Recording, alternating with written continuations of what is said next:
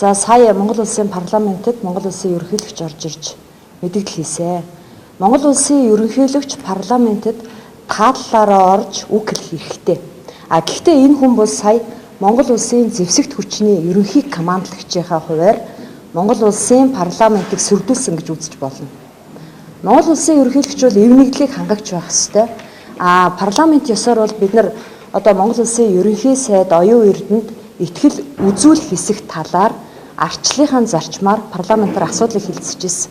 Монгол улсын ерөнхийлөгч бол эв нэгдлийг хангах ёстой.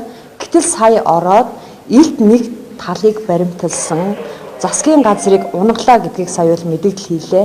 Тэгээд засгийн газрыг огцруулах ёстой гэдэг ийм утга бүхий мэдээлэл хийсэн учраас Монгол улсын ерөнхийлөгч хүрэлцэхүүл Монгол улсын үндсэн хуулийг зөрчсөн. Монгол улсын эв нэгдлийг илэрхийлэгч биш, харин Монгол улсын зэвсэгт хүчний ерөнхий командлагч парламентыг сүрдүүлсэн гэж үзэж байгаа. Тийм учраас Монгол улсын ерөнхийлөгч хүрэлцэхийг импичмент хийх асуудлыг санаачлана гэж бодож байна. Монгол улсын ерөнхийлөгч эв нэгдлийн бэлэг тэмдэг байх ёстой.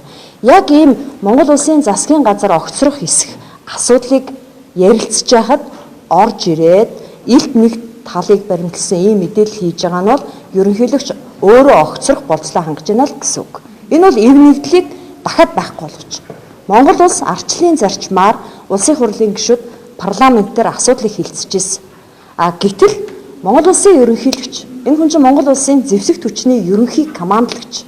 Тэгээ сая та нар хэлсэн үгийг сонслоо шүү дээ. Илт нэг тал руу нэг талыг баримталсан, сүрдүүлсэн өнгө аястай ийм мэдээлэл хийж байгаа. Тийм учраас Монгол улсын ерөнхийлөгч өөрөө огцрох болцлоо хангасан гэсэн үг. Би бол энэ асуудлыг одоо санаачлана гэж бодож байгаа.